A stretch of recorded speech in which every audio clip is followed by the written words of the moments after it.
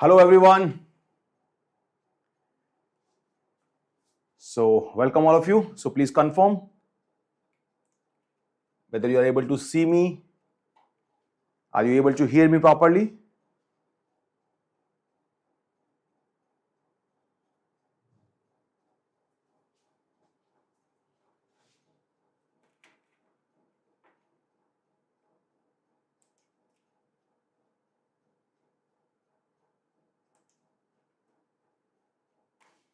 Okay. Now I can see your comments. We have Ankur, Garima, Shreya, Isha, Muhilan, Mohit, Medha, Karuna, Isha, Shreya. Okay, there are many Shreyas. Shreya Agrawal, Shreya Saxena, Garima, World Around Us, Pachak, Ekta, Blooming Bunny, Akriti, Mohit. Very nice. Good evening, all of you. So, as you know that this special series is going on right now for our upcoming batch, the new batch, which is going to start very soon from this coming week. Yes. So, what is our agenda for the day? I won't take much of your time. Let's start the business. Right? Shall we start? Are you ready? We have had many sessions before that, right? We have had a quant session, we have had a DI session, we have had a general Gyan session, we have had a toppers meet. So many sessions have been conducted already. So today, what is the agenda for the class? So what is the agenda of the day? So today's, can you tell me, do you remember what is the agenda today? I'm really very happy to see all of you here. Krishna, Pranav, Upasna, Neil, Rohan Kapoor, Ram Suraj, Aparna, Pranav. It's very difficult to name all of you. Bas, fine. You are ready. Fine. Good. Very good. Very nice. So, our topic for the day is, it is logical reasoning, right? It's logical reasoning.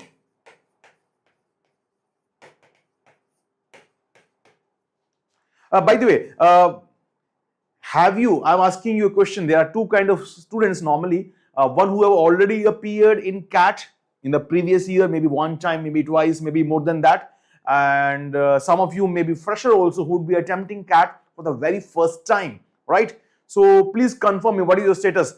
Would you be attempting CAT this year for the first time or you are a repeater? Please write in the comments. Please write in the comments. Hare Krishna, Himank. Very nice to see you here. Ram Suraj is saying you are humble. Arey, thank you. I'm trying to be. And this is your first class. Very nice, Shreya. So I hope all of you have heard my question. I'm asking, what is your status regarding CAT? Will 25 be your first CAT, first time?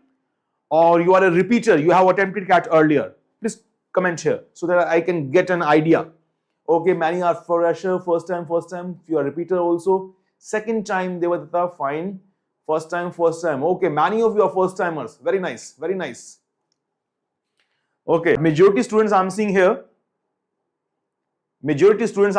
are freshers who would be attempting CAT for the first time. So I will be just going briefly about what we are going to discuss. So agenda of the class is certainly logical reasoning, which is an important part of your CAT exam. And those who are appearing for the first time, I'm sure by now you at least know what is the structure of the exam.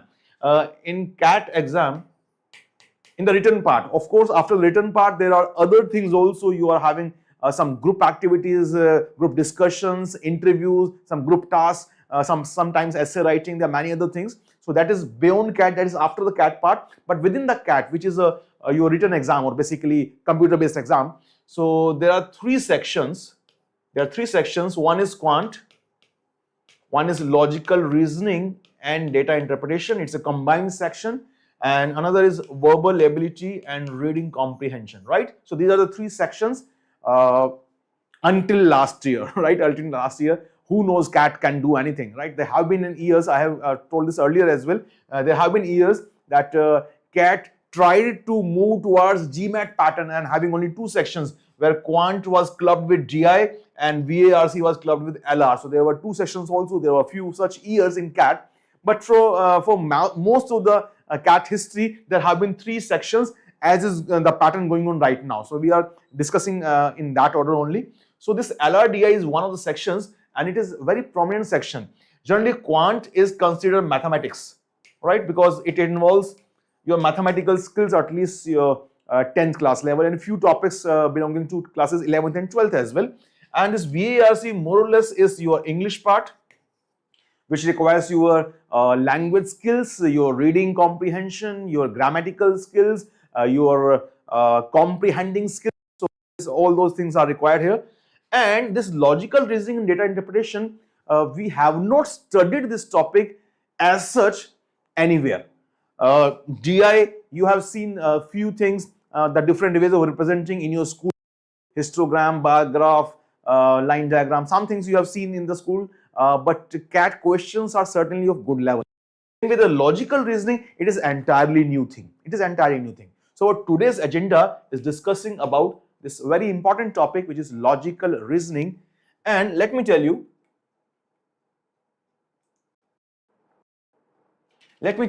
many students are afraid of this. Many students are afraid of this particular section, specifically logical reasoning part, because there are no formulae associated with this. Sometimes people, when don't want to use intelligence, don't want to use their presence of mind, they try to mug up formulae, shortcuts, and only be dependent on them. So I have been saying it repeatedly in earlier sessions as well. Shortcuts and formulae will only help if your concepts are clear, if you are ready to use your intelligence during the duration of examination, right? So for that, this is the time to practice. This is a time to start your practice if you have not done so.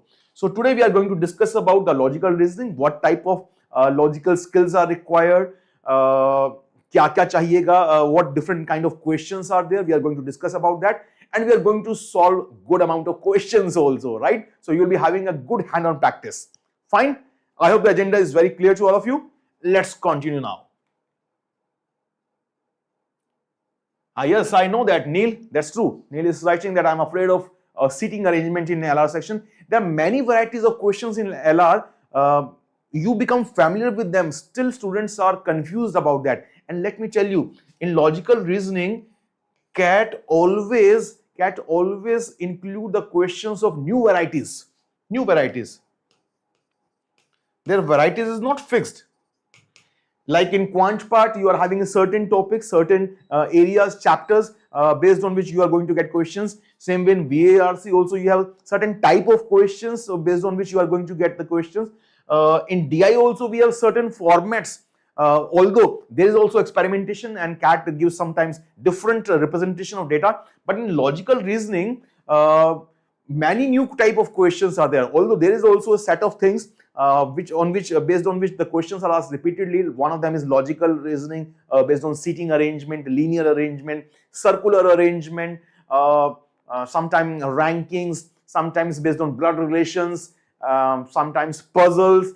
Totally new things are there. Sudoku based questions, matrix based questions, binary logic questions, so many things are there. And still CAT derives some new variety of questions also. So that is the fun. That is basically the fun of attempting a CAT paper.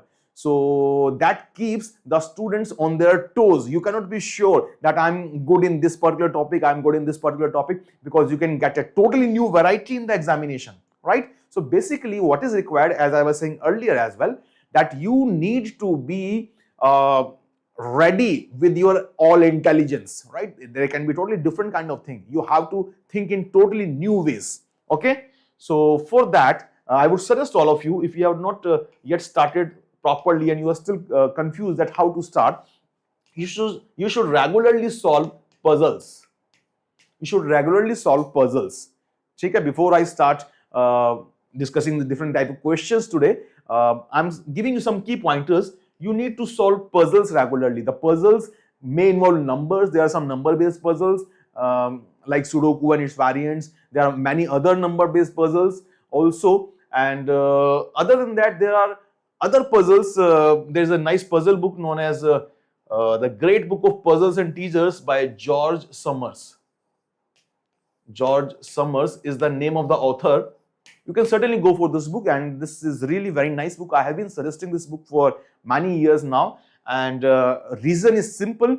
Its reason is not that they give some commission. It's not that. Reason is that many questions have been used from this book exactly as it is in CAT papers, and still they are being used.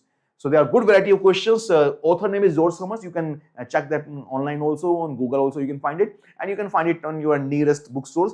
And nowadays there are various titles also. The famous book was named as The Great Book of Puzzles and Teasers.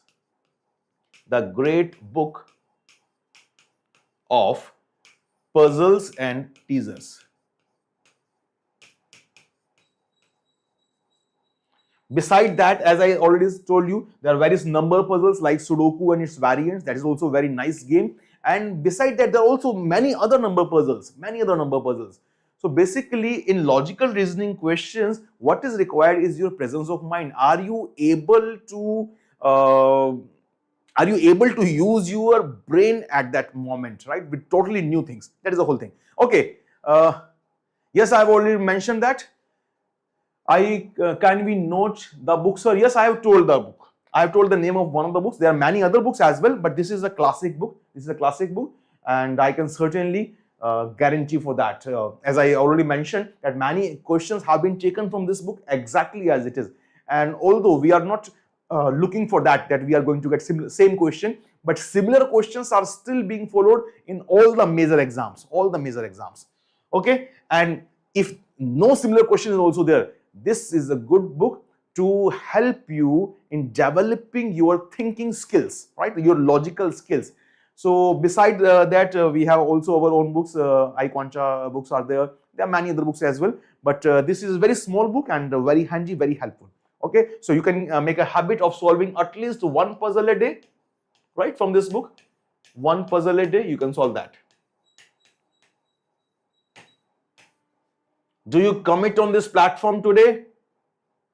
Will you solve one puzzle a day from this book? You can get this book, as I said, on Google also. You can check out. Maybe you can get some free PDF as well. But it would be better you can buy this book also. It's a small book. I remember when I purchased the first time, it was just cost I think 40 rupees or 60 rupees something. Nowadays maybe it would be maybe near 100 or something like that. Okay, but this is a nice book. Okay. So this is the one thing, this was the whole agenda. So we have started with that part, that logical reasoning, an important part. Let's move further. So relevancy and weightage, I have already discussed that there are three sections. Out of that, this is one section, 1/3 part, and out of this 1/3 section, LRDI.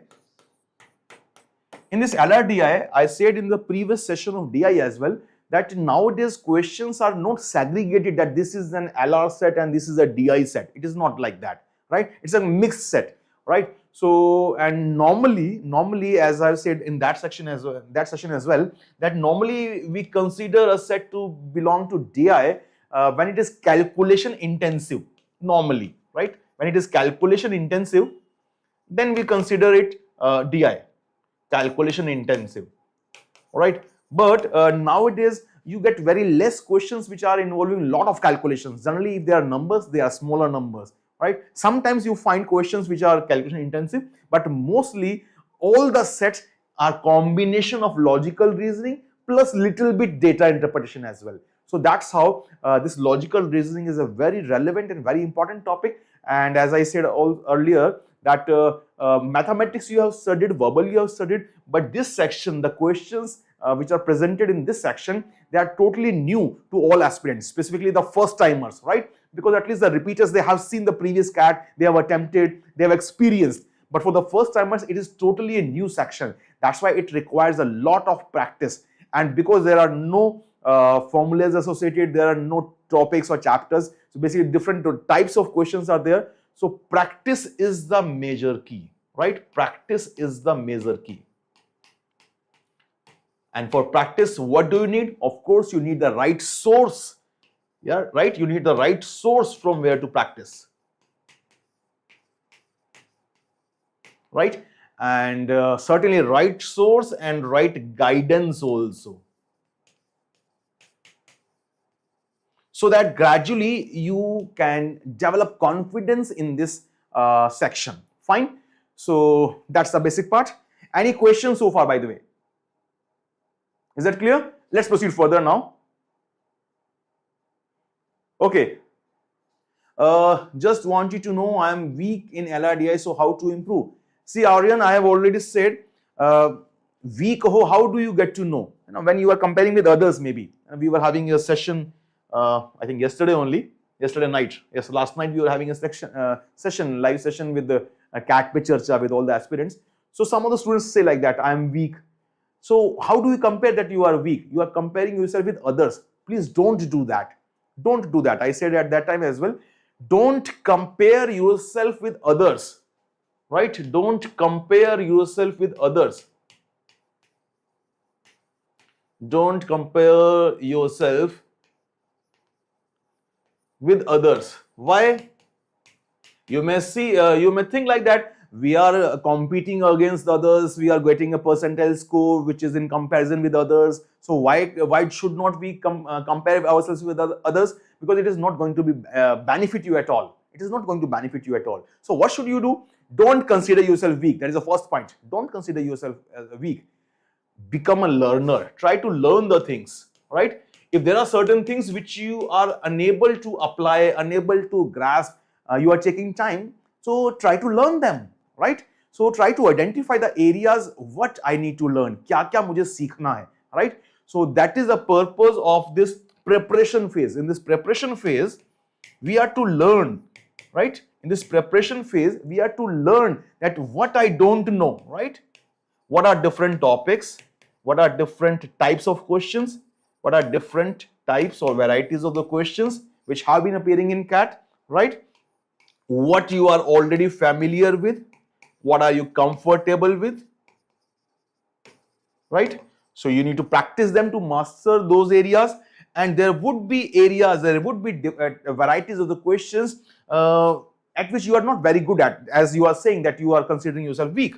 So identify what are those areas in which you are not very good, in which you are not areas which are, in which you are uncomfortable or not very comfortable, right? So what you should do, you need to improve in both the areas, right? The areas in which you are comfortable, you need to practice a good variety of questions in that, good difficulty level of questions in that, so as to become confident in that, right? And the areas in which you are uncomfortable, the varieties of question in which you are not very comfortable, try to learn the basics. Maybe you are not good at basics, you have not understood the basics, maybe you have encountered directly a tough question, right? And when you see others, those who are able to do that question, maybe they have taken time, they have put a good amount of time on that particular variety of questions, right? So don't compare with others. Identify your own shortcomings and try to work on them. And believe me, everyone can do it. Yes, everyone can do it. Are bhai, I am 44 now, and most of you, I'm sure, would be around half my age. Yes or no? And I am just in touch with all the topics and things by teaching the students. I have never attempted any book. I have never attempted any mock test. I just attempted exams directly, right? That too, I have lost touch for many years, because for last many years I didn't attempt that test. So, but it is not difficult, as I'm saying. If your concepts are clear, if you're ready to use your brain at that time, and if your brain actually works, right? You have put effort on your brain to make it work. Then at any day you can always find some good amount of questions and you can answer them. See, in the weightage part, if we should also discuss that. In actual exam, there are going to be 20 to 24 number of questions, right? As per the previous patterns, there are 20 to 24 questions, and out of that, if you just get 7 or 8 questions correct, if you just get 7 or 8 correct questions, right? 7 or 8 net correct questions, correct answers, so you are going to get near about 98, 99 percentile. Certainly maybe 99 plus percentile, right? And if you have reached some 10, 12 questions, you would be getting 100 percentile. and even 5-6 questions would give you 95 plus percentile, and which is sufficient to clear the cutoff for all IIMs, right? So it is not difficult thing. Out of 24 questions, you have to do 7-8 questions, just 1/3 questions, right? Out of there, let's say there are 4 sets. So out of the 4 sets, you are doing just 1 set completely and 1 or 2 questions from other sets. That's sufficient, right? So it is not difficult. Don't consider yourself weak. Identify the areas where you need to improve, right? So identify the areas of improvement, and work on them. Fine. So that is the whole agenda. Okay. So let me see anything else. We have to complete the dashboard assignment also of quants, because there are some questions that I'm unable to navigate through. Yes, there would be questions. Always there would be questions which you will not be able to solve at the first go. It may take time. So don't worry. Continue, persevere, right? Persevere. I again used this word last time as well. So persevere. This is a very nice word. Persevere. That means never give up. Never give up. लगे रहो. अरे भाई नहीं होगा ना, यही तो होगा ना. There will be many questions which you are not able to solve at the first go. Yes, but try to learn. Be a learner. I have said it repeatedly. Be a learner. Yes. So keep learning. Keep learning. Learn from your peers. Learn from your mentors. Learn from any way. Learn from anywhere, right? But try to learn. Be a learner. Have the learner attitude. Don't. I feel like that. Don't have an attitude of achiever. Although it is a nice term, people wants to become achiever, but don't try to achieve the things. Try to learn the things. When you are actually a learner, when you are learning, actually, all other things will automatically follow, right? All other things will automatically follow. So just keep on your learning. Just work on your learning. Try to improve, increase your learning constantly, right? Then you will be having certainly consistent results. Okay. Yes. Manikanta, yes, that is the start of the class only. We are discussing the queries, isn't it?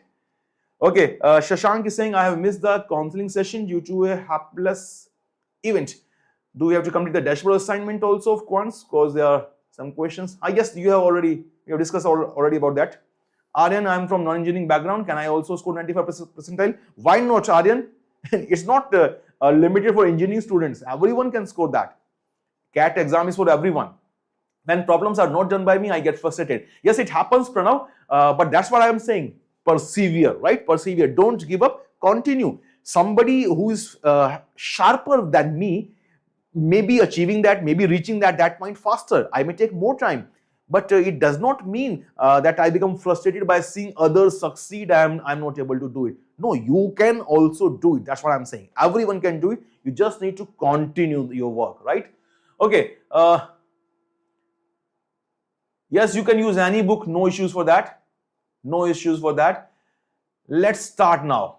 If we start now, will we clear the exam in 7 months? Certainly, human being, certainly.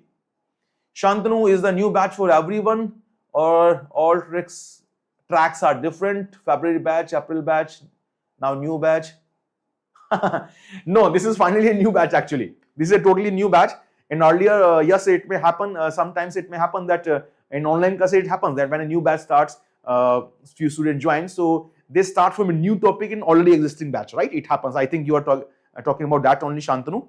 So, but this is a new batch, so this is classes will not be merged with the earlier batch, right? If you are already existing student of CAT in iQuanta, so this is totally a new batch. This is not existing. This will not be merged with the previous batch, though. Sometimes we have combined sessions also, right? But it is a new batch. It's a different batch. Fine. Okay. Manikanta, I have already said, Manikanta, you can use any book. You can use any book. No issues with that. Be it Sharma ji, Verma ji, or iQuanta, or any other. It's fine. That's up to you. There is no difficulty with that. Point is that don't judge the books. Books and books authors, they are experienced persons. Now you are to take the benefit. Whether you are taking benefit from it or not, that's up to you, right? So if you can take benefit from that, certainly you are going to be successful, right? There is no difficulty in any book. There is no problem with any book. Okay, which is best time after run black eye? Sujal, that I think our students would be suggesting you better. Okay, let's remain at the topic. I'm proceeding further now. I'll be taking more queries afterwards. So Any examples where we have used puzzles? Can you give me an example of puzzles? Let's solve questions, I guess.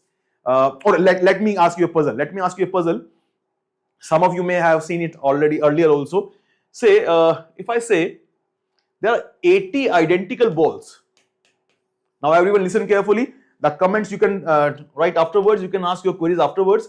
First answer this question. There are 80 identical balls.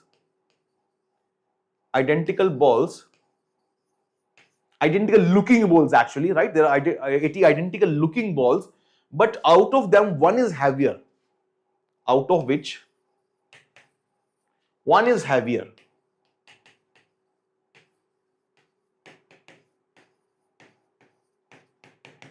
Fine. Is this information clear to all of you? So there are 80 identical looking balls, out of which one is heavier. Question is, of course, to identify, the agenda is to identify that heavier ball. We want to identify which is the heavier ball. And for that, we are having a pan balance or physical balance, right? You know the taraju, right? Which is having two pans.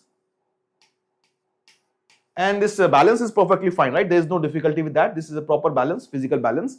So we are having this balance with us, and there are 80 identical looking balls, out of which one is heavier. So agenda is to identify that heavier ball. So question here is, the puzzle here is, how many least number of times we need to use this balance? Answer it now, fast. How many least number of times? How many least number of times the balance must be used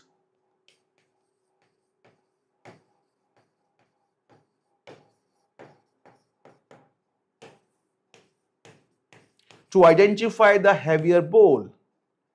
To identify the heavier ball.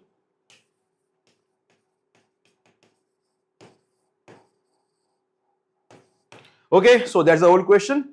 So I'm giving you 1 or 2 minutes. So basically in CAT, we are getting some single questions also. There is some storyline. Based on that, we get a set of 2 questions, 3 questions, 4 questions, 5 questions, depending upon the pattern of the exam. Nowadays, generally, we are having 4 questions in a set, but there have been different patterns in exam.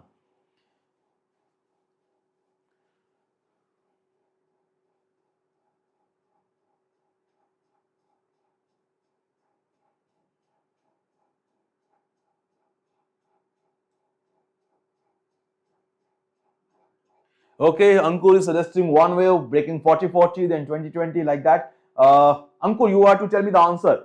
How many least number of times? Basically, how many times this balance need to be used, minimum? Kitna, we need to be sure. We need to be sure that we have identified the heavier ball. It's not by fluke, by chance. It's not by chance that you get the heavier ball in one go and you got the answer. Shreya, try to read the question. There are 80 identical looking balls, right? Identical looking balls or identical appearing balls, right? Out of which one is heavier. All balls are appearing to be same, but there is one ball which is heavier, and we need to identify that ball, and we are having this physical balance with us. So question is that only, that how many least number of times this balance must be used to identify the heavier ball.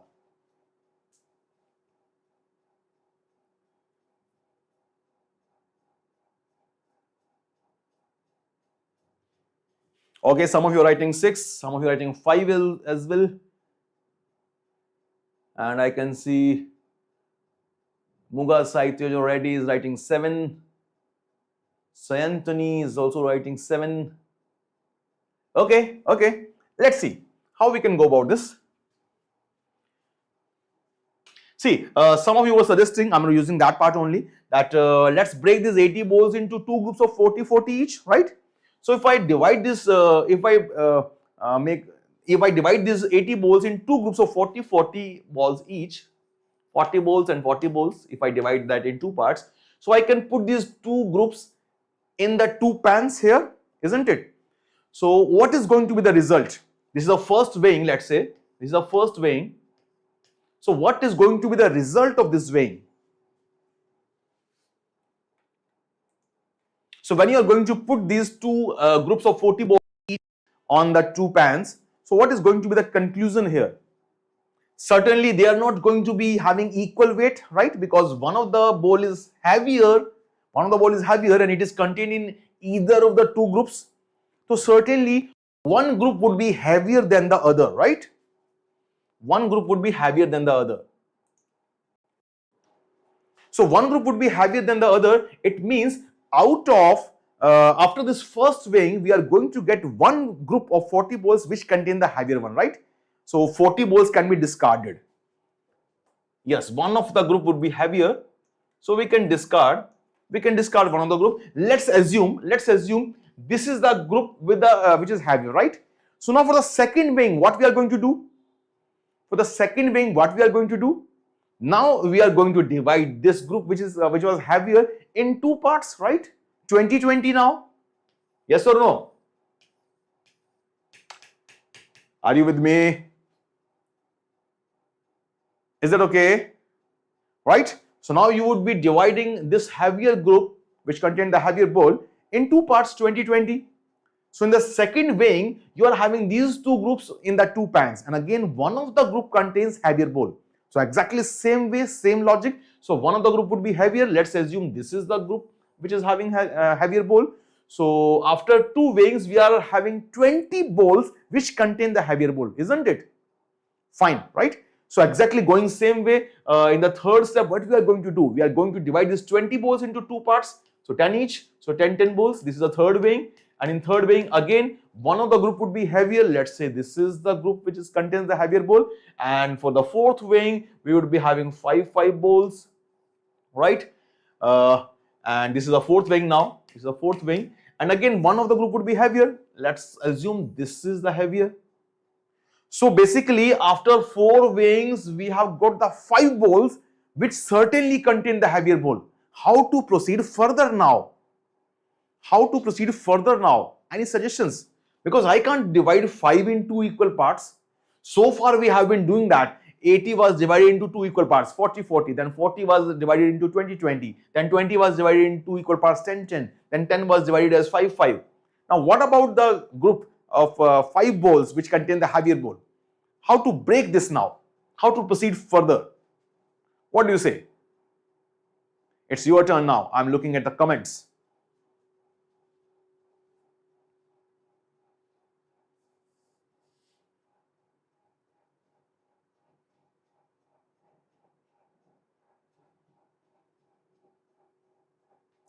Okay, Ayush is suggesting good thing.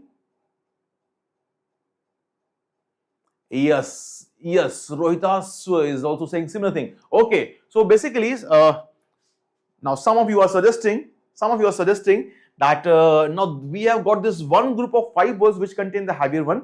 So we can't divide that in 2 equal groups. So what we can do? Some of you are suggesting let's divide these 5 balls in 3 groups, right? Divide them in 3 groups instead of 2.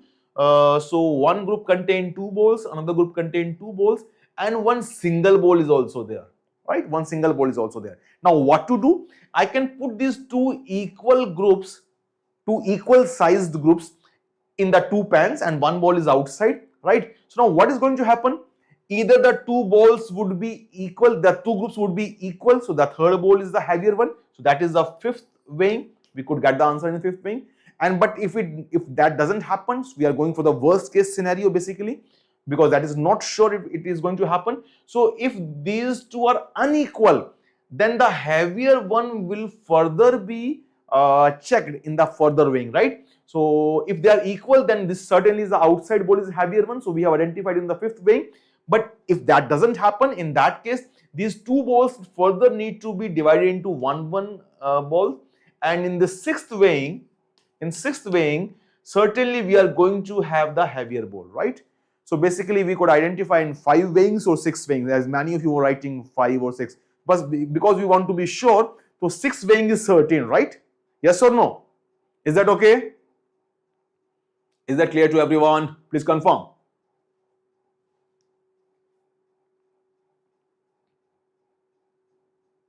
Yes, Sudhir, you can do that, but it is going to take lot of weighings. Our question was how many least number of times, right? Least matlab minimum, है ना? I want to use this balance minimum number of times. If you keep one ball on the one pan and keep on putting one ball at a time on the other pan, you can do that. You can identify the heavier ball certainly, but it is going to take more number of weighings. है ना? Now, Sayanthani, how it is 7? It is 6 only, na beta? See, this was the first weighing. We got the group of 40 balls which contains the heavier one. In the second weighing, we got a group of 20 balls which is containing the heavier ball finally. Same in the third weighing, we got a group of 10 balls. And after this fourth weighing, we got a group of 5 balls. Now in this fifth weighing, either we are going to get the heavier ball or maybe we are going to left with the 2 balls which contain the heavier one. So that was not sure. So we need to proceed further. And in the sixth weighing, after the sixth weighing is done, certainly we are having the heavier ball. है ना? Okay. Now, listen carefully. What if I say this is still not the least number of times? We can further reduce the number of times this balance must be used. How you can do that? This is not the right answer. You can further reduce the number of weighings and be sure also. 6 is not the right answer. Think again now. I'm giving you some time.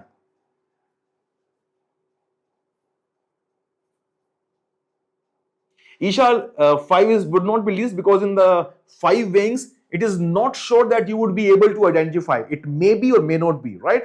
So that's why 5 is not the answer of this proceeding. For this proceeding, 6 is a certain answer. 6 is a certain number of weighings in which you can certainly going to identify the heavier ball. But as I said, this is not the least case. You can further reduce this number. How to think? No, 5 is not correct, Pratyush. At least in this manner, 5 is not sure, na?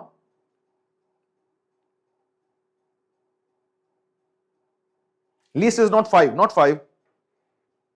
See, you must understand that, as I said earlier also, I'm repeating that point, that when I say in this fifth weighing, if these two balls if these two groups come out to be equal, in that case we got the heavier ball. But that is not certain, na? It may happen that they are unequal. In that case, fifth weighing is not giving us the right answer. That's why the procedure which we have followed here suggests that 6 is the minimum weighing. We can surely get the answer, right? Right. So for this process, this method, we are getting 6 as the answer. But 6 is not the least value. We can further reduce it. So basically, now you need to think of what different way can be there. What different approach can be there. We need to be sure. Pranav, I have already said, we are not going to guess randomly 2 balls uthai and compare kar liya and we got the answer. So that could have been, that may be possible, but that is not sure. So certainly 1 is not the answer here. If you have any other idea that how you can identify that heavier ball in just one weighing, you can suggest, Pranav. Nasweeb E is saying 3. How you are saying 3? Excellent, Ankur Dalal. Yes, wonderful. Others also can clap for Ankur. I am clapping for Ankur Dalal here. Ankur has suggested a very nice way here. Yes, excellent. Now listen everyone very carefully. See, this is a small example we are discussing here, and the basic idea is that only that what level of thinking is required. As I said in the beginning of this session, it is not a formula based topic, right? There is no formula based topic. In certain topics, sometimes we can create some shortcuts for certain type of questions, but specifically in CAT, rarely you would be using them. So they might be helpful for your practice, right? And you will be learning from topic to topic. But in general, what is required is your logical skills, your thinking skills. How do you perceive a problem and how do you approach it, right? That is the most important thing which is required. So now, we can get a hint from this step only.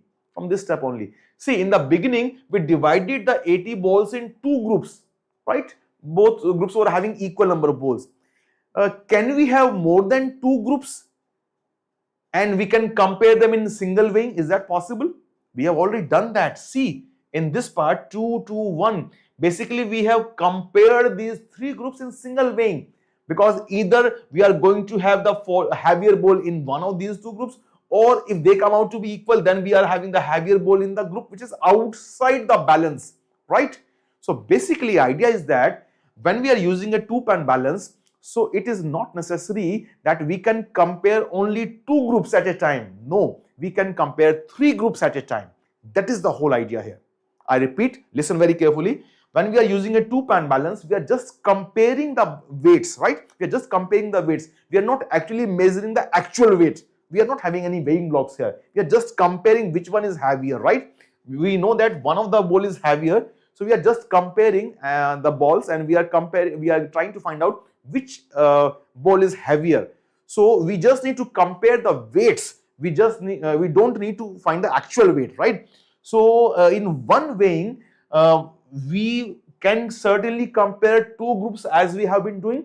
But if I break the total number of balls in three groups, then also we can compare them in single weighing. And the best way would be the group should be as close as possible. The group size should be as close as possible. And as suggested by Ankur, I would go by that. Okay, before I proceed further, now Pranav is saying, why not 4?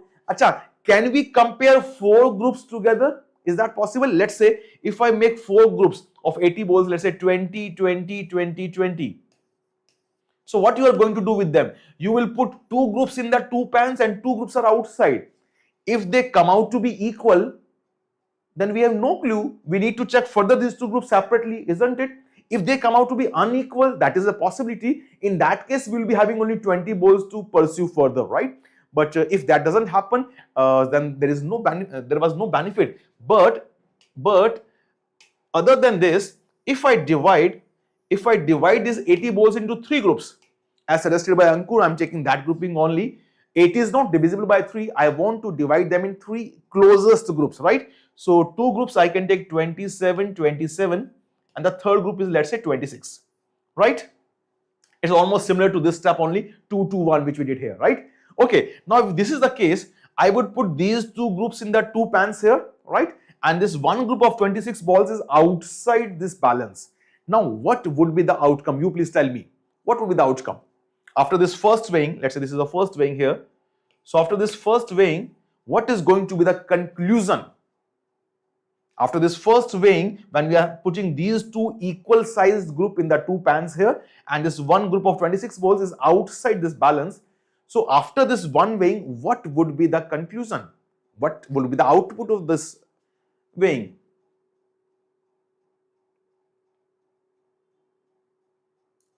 See, if I put these 2 groups here, what can happen? Either the 2 groups would be of same weight, they are equated, they are equal, they are having equal weight. In that case, this outside group would be containing the heavier ball.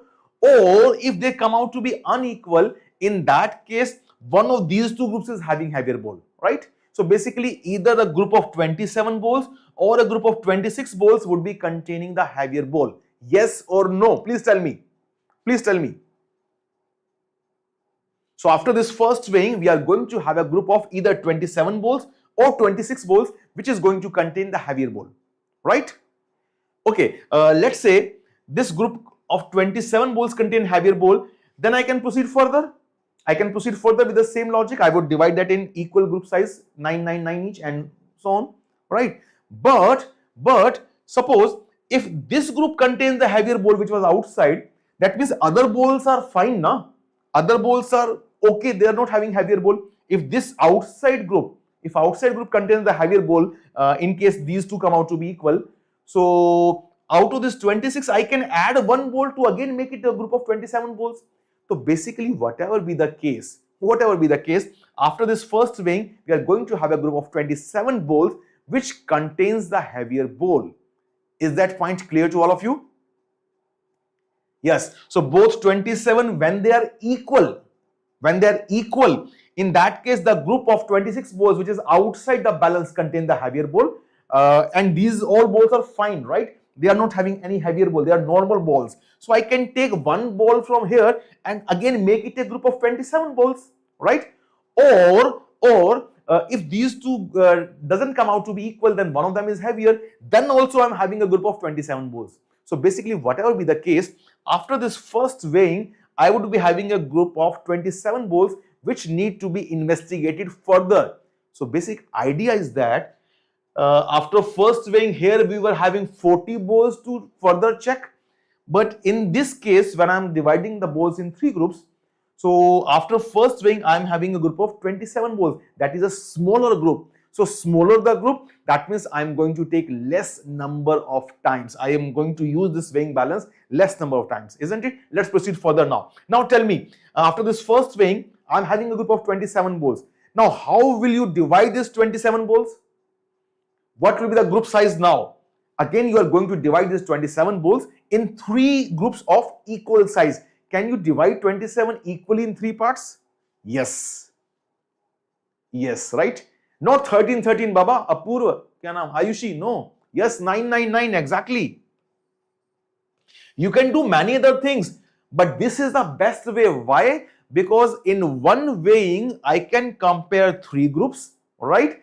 And when I'm dividing the total lot in the 3 groups, so I would be having the smaller group size. So now in this second weighing, I would be putting 2 of these groups in the 2 pans, right? I would be putting 2 of these pans in the 2 of the group in 2 pans, and 1 group is outside, right? So whether these 2 are equal, so outside group contains the heavier ball. If they are unequal, then also 1 group of 9 ball contains the heavier ball.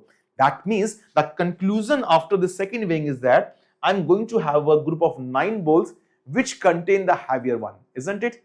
Excellent, Krisha Rathod. You have got the conclusion.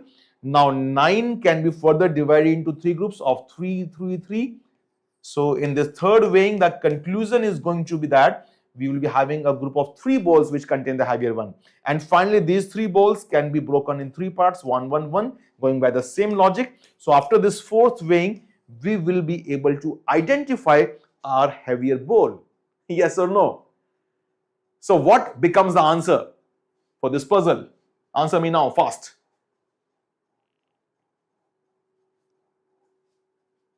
Yes, exactly, Himank. Human being, Vedant, wonderful, wonderful, Krisha. Exactly. So 4 is the right answer here. And anyway, as I have said earlier also, that everyone has got a different mindset, different processor, our thinking skills are different. We take different times for processing the information in our heads, right? So if anything is unclear to you, I would certainly suggest you to re-watch this video afterwards, right? Right now proceed further, right? Right now proceed further. We shall proceed further. If there's anything unclear to you, you want to repeat it, you should certainly repeat it. You should certainly repeat it. The basic idea was that only. Now we have understood what was the learning here. You know, the learning here was that in a 2-pan balance, don't divide the whole quantity in just 2 groups. I can compare 3 groups at a time, right? How? That is the example here, right? That is a demonstration here, how we can compare 3 groups at a time using a 2-pan balance, right? So now if you understand this key point here, then you can extend this logic to any variety of questions, right? Of the similar type, of course. Okay? Okay, I'm moving further. Yes, I have already answered that, Aryan. So you can repeat that afterwards. Yes, you just need to rewind this video and you can see once again, I have said everything what is required. हमने सारी बात कर ली है, and it's certainly very easy thing. And one more thing I would like to say to all of you that भाई कितनी बार लिखोगे दीपक कुमार खुशवाहा जी? Why not 4 sets? Already discussed that, Deepak. You just need to go back. How will you compare? You tell me. How will you compare 4 groups at a time? We already discussed that, but you think again, once again.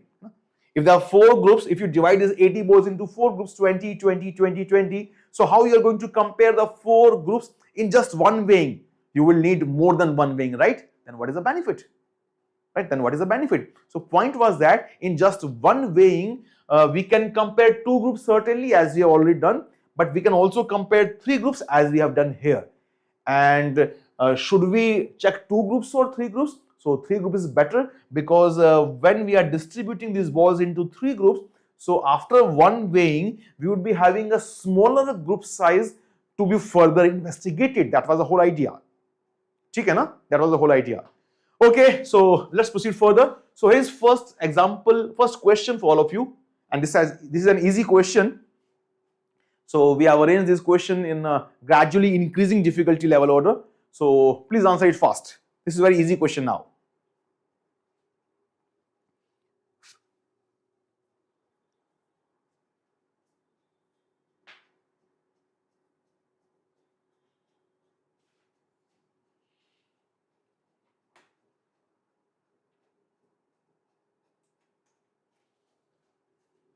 By the way, Deepak Kumar Khushwaha, was your query taken home? Did you understand? Okay, nice. A man has 12 sons. Each of his sons has one sister. How many children the man has? Isn't it? That was an easy question. And as I said, generally CAT asks questions in sets. You have one set, and based on that, there is one set of information, and based on that, you are having some 3 or 4 questions or 5 questions depending upon the pattern. Normally, nowadays we are having 4 questions in every set.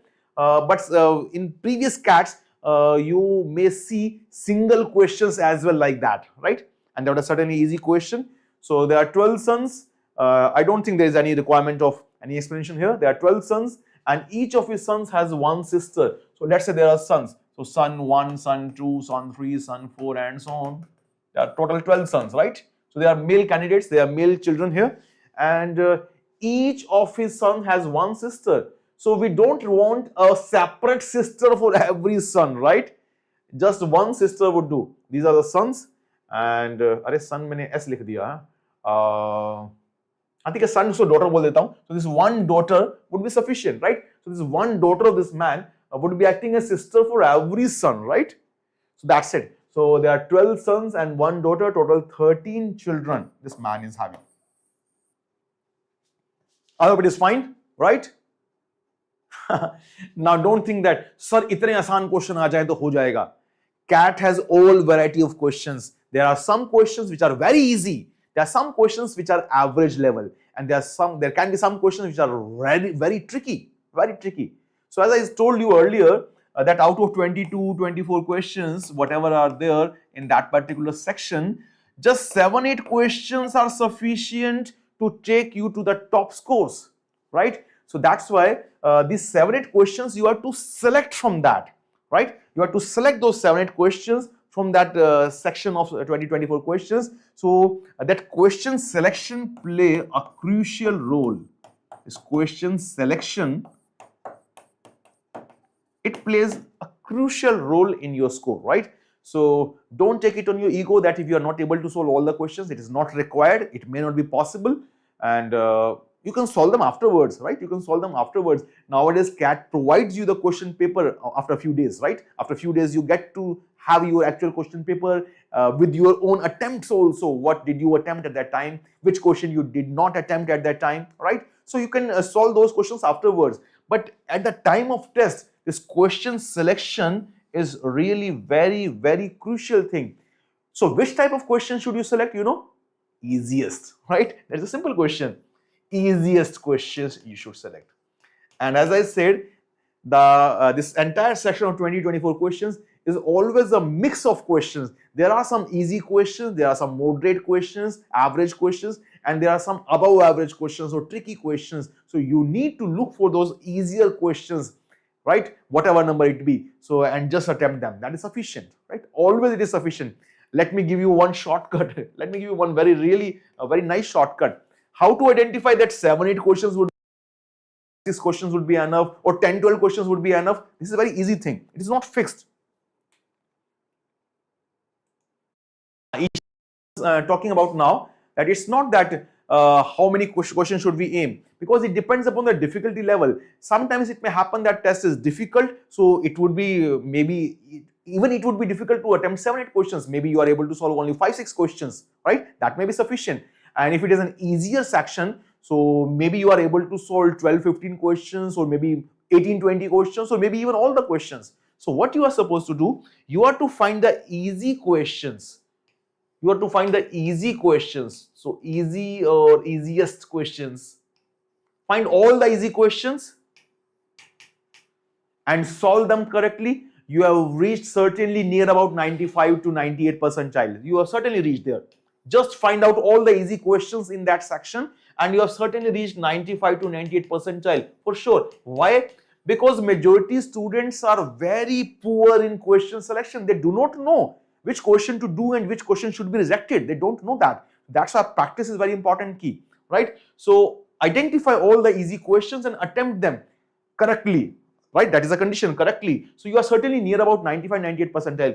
And if you just attempt one or two more questions, you are certainly above 99 percentile. 99 plus percentile is guaranteed. Is guaranteed, right? Now, how many easy questions would be there? This is not fixed. I cannot say that how many easy questions would be there, right? It may be just 3-4 questions, it may be 5-6 questions, it may be 10-12 questions. That depend upon the difficulty level of the test. So this is a key mantra for any test basically in CAT, any section in CAT, right? Be it verbal, be it quant, or be it LRDI also, right? So nowadays, when I said 7-8 questions are sufficient, that is the general pattern, general trend of difficulty which is going on in the current years, right? In the current years. But it keeps on changing. It keeps on changing. And you are to identify this thing at the time of test. No one is going to tell you there, bhaiya ye itna difficult hai, you are supposed to attempt as many questions. I remember I have said it earlier also in somewhere, in some session, that from 2013 to 2014, there was a drastic change. I'm talking about a decade ago, right? 2013 CAT to 2014 CAT, there was a drastic change in the pattern of exam. 13 was a tougher test. It was a tough test. And 2014 was, in comparison, very easy test. In comparison, it was much easier test than the previous year, of course, right? So now what happened? The students, the aspirants went with the fixed mindset that many questions would give me this percentile, that many questions would give me this percentile. But as I said, it depends upon how many easy questions are there. And when test is easier, so of course there are more number of easy questions. That means you are supposed to attempt more number of questions. So don't fix up that I need to do that many questions. No, that is not fixed. You need to identify how many easier questions are there, right? So which questions are easier as per you? Now, whether a question is easy or difficult, that also is subjective, isn't it? That is also subjective. So for that, you need to prepare. You need to prepare all varieties of questions. You will get to know what is an easy question, what is a difficult question, right? So more you practice, more you become familiar with the type of questions, and you will see that almost every question, every type of questions you will become comfortable with. By the way, when I'm saying easy questions, these easy questions are like that, which are easy for everyone, right? There are easy questions which are easy for everyone. So these are the key points here. So identify those easy questions which are easy for everyone who has got little bit brain, right? Little bit brain cells are there. So those are the easy questions, right? So just attempting all those questions will take you to the good scores, right? That is the key point. So that's how I would reiterate the same thing, that the number of attempts is not fixed. It depends upon the difficulty level of test. The pattern, the difficulty level which is going on in the current years, for that we are seeing that just 30, 33%, 35% attempt would be sufficient to give you a good score, 97, 95, 98 percentile. And after that, if you go further, you can reach up to 99, 99.99 or maybe 100 percentile. Fine. So in general, this pattern is this one. Identify all easy questions and do them. Okay, moving to the next question now. Okay. Can you switch between questions in CAT with a single section? Yes, certainly, Kirtana. Yes, you can do that. This year I scored 95.6. Raviraj, that's very nice. Good. We will get 40 minutes. Certainly in a section you are having 40 minutes time nowadays. Aryan, it will be time consuming for searching questions. It will not be, Aryan. It will not be. Or even if it is, even if you find that yes, it is time consuming, it may be. So it's better to consume time on doing this activity. This question selection is very crucial. See, sometimes it says if you are having a blunt axe, right? You know axe kulhadi. So there was a woodcutter, he was having an axe, and this axe was blunt, right? It was not having any sharp edge, and he needed to cut certain number of wood logs within a stipulated time, let's say 1 hour. So, but it is having a blunt edge. So what should this person do? Should he sharp the edge and then start cutting because it is going to incur time, or he should just use the enough energy and use that blunt edge only? What do you suggest? Certainly, sharpening the edge of his axe is essential, right? Although it would be taking time, but when he spent time on sharpening his skills, his edge of his axe, so then he would be able to cut more number of logs of wood, isn't it? So same way, this question selection plays a crucial role. Although it may be time consuming, some time would be invested in that, but that would be crucial because now you know that your further time should be invested on only those questions which you have identified, right? So basically, you are saving your time from distracted questions which are going to be distractors, isn't it? So effectively, this is beneficial part. Okay, moving further. Yes, so here is another question for all of you. After that, I shall take your further queries. So Joseph, Kevin and Nicholas are three brothers and the following statements about them are all true. Joseph is not the youngest, Kevin is the oldest, Nicholas is not the oldest. Whose age is in between the other two? It's exactly cat-like question. And again, not very difficult, or I should say not difficult at all, right? Solve it fast.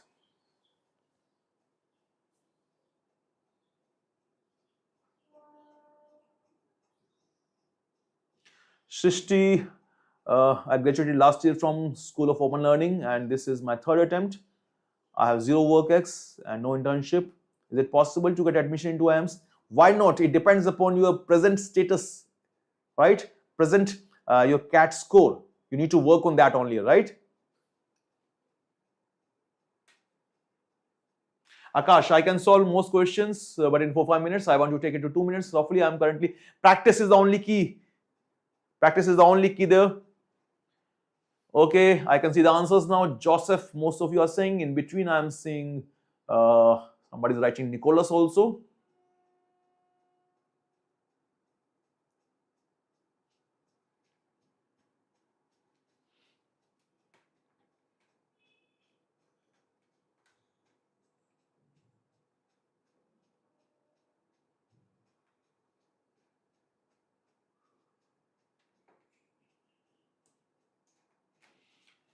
Okay, again, many of you are writing Joseph. In between, few Nicholas fans are also there. Varian and Genomic and Ashwini and few others also. Okay, let's see it. It says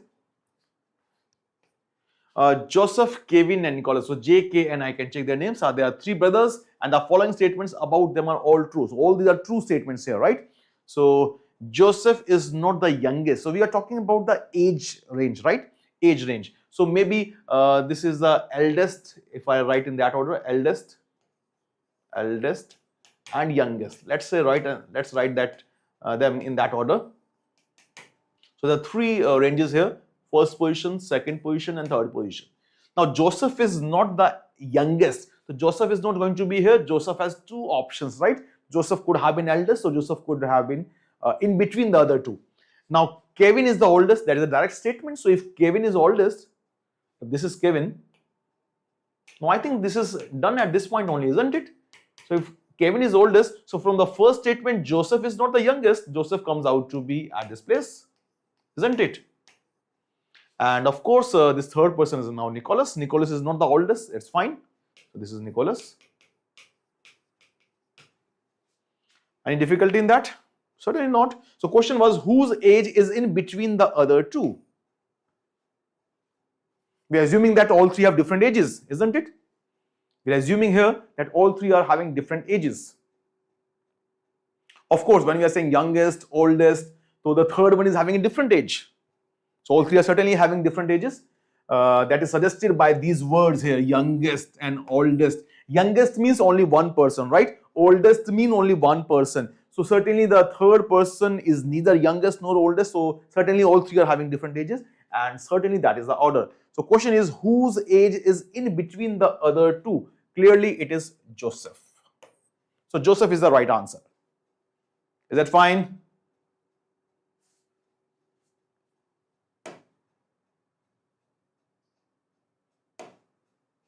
Okay, moving further. So by the way, I would like to have your feedbacks in between. How is this going on? Is it fine? So now we are going to discuss some sets as well, right? So these were some single questions. I think there are one or two more single questions. Oh, okay, here one more. Here's one more. Alex ranked 9th from the top and 38th from the bottom in a class. How many students are there in the class? Again, very easy question. You should be able to answer this in seconds.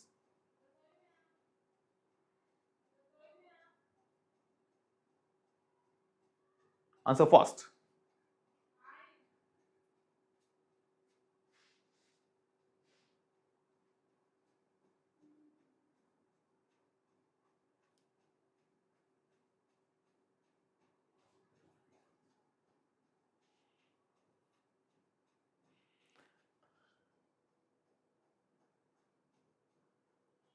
Okay, many of you are writing 46. 47 is not in the options, Chitranshi, 47 is not there. Aryan, 47 is not in the option. You should see the options also. 48, 42, 46, 44. I think 47 should have been in the options, isn't it? Because that appears to be the obvious wrong answer here, right? 9 and 38, if you add them, that comes out to be 47. So that appears to be an obvious wrong answer. By the way, 47 is right now not in the options. So how to solve it? How did you solve it?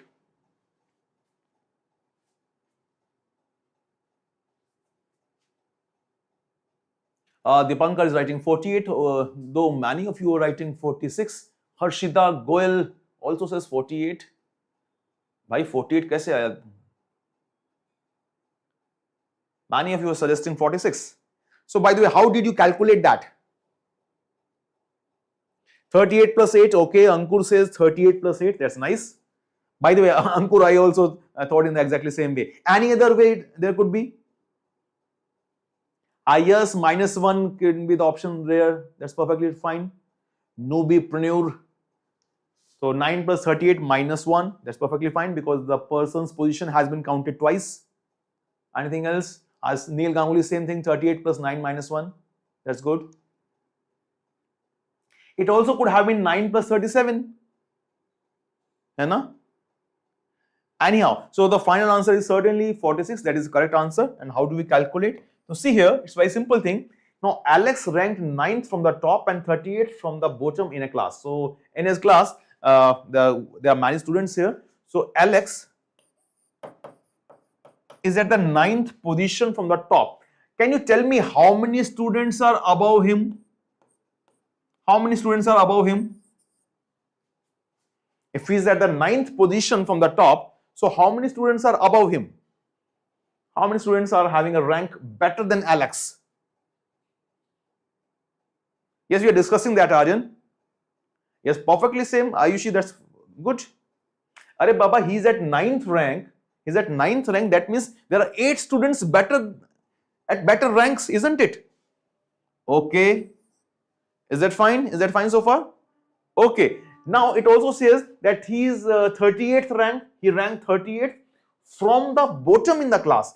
Yani ki if I count ranking from the bottom, right? The last rank, the second last rank, the third last rank, like that. So he is at the 38th position from the bottom in the class. Can you tell me how many students rank below this person, Alex? How many students rank below this person? Remember that he's at the 30th position while counting from the bottom. 37. Yes, Ayushi, wonderful. अरे 38th position पे ये है तो उससे पहले 37 ही होंगे ना. Last first, last second, last third, last fourth, last 37 and last 38. So 37 students, right? So question is simply that how many students are there in the class? You can simply count. There are 8 students above him, there are 37 students after him, and he is also one of them, one of the students, right? We just need to add these 3 numbers in whatever way you can add them. So this is 37 and 138 and 846, right? So this is certainly the right answer. So you could have counted 38 plus 8 or 9 plus 37 or 8 plus 1 plus 37, whatever way you like. Is that okay? Yes, totally certainly 46. And as many of you suggested that 9 plus 38 minus 1, that is also a nice way. That's a good way. Fine. Ready for the next one?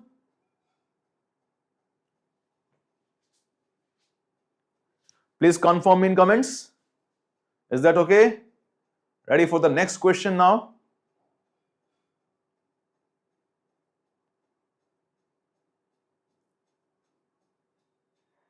Okay. So here it is, one more single question, and it's again a similar question. School nurse is recording the heights of 5 students in a class. When comparing their heights, the students find that Alex is taller than Brian but shorter than Charlie.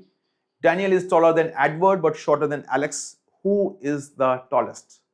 So among the 5 students, you need to identify who is the tallest. Your time starts now.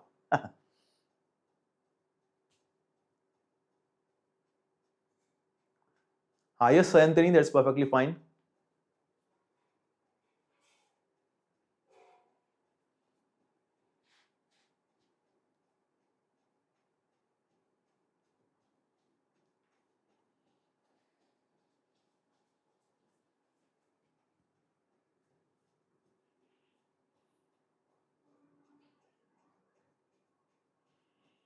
Okay, I have started getting answers here. Harshita, Dipankar, Sai Teja, Medha, Ayushi, Varun, Vedant, Himank, Dipankar, Pranav, everyone is writing same answer. That's very nice. Good.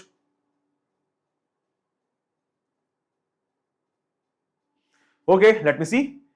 So it says, first thing all of you have noticed that, by the way, that all these 5 students, their names are starting with different letters, right?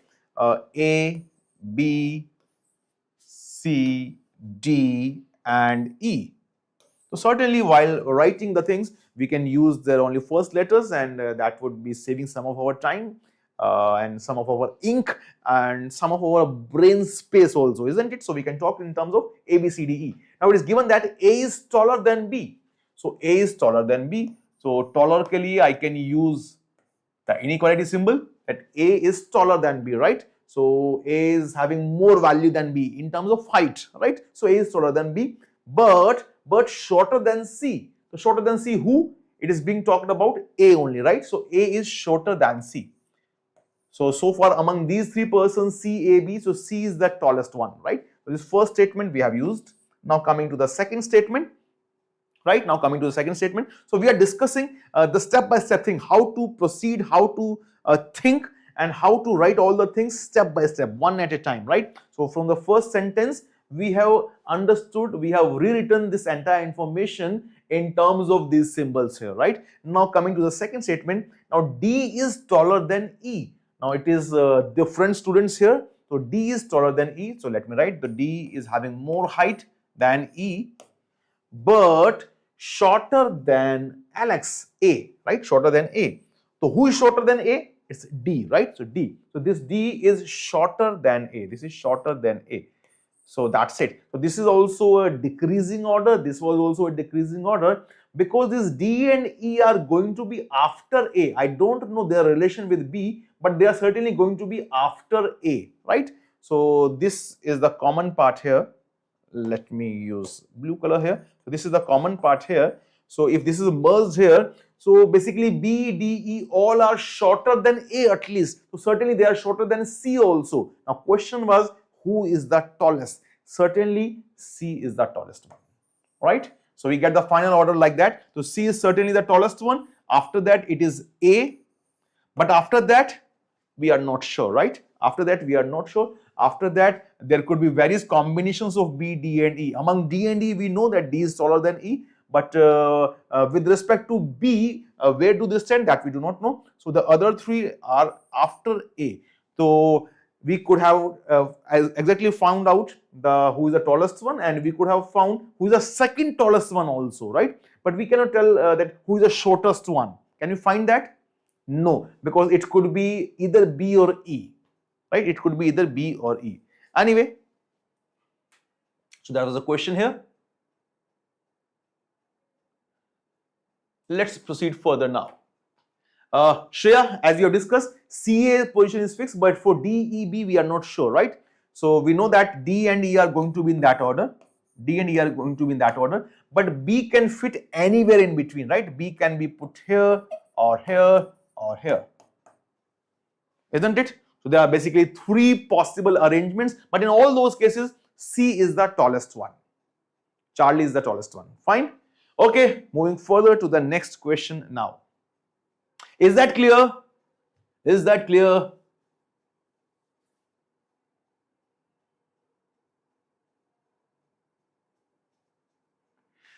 Okay, so finally we are having one set here.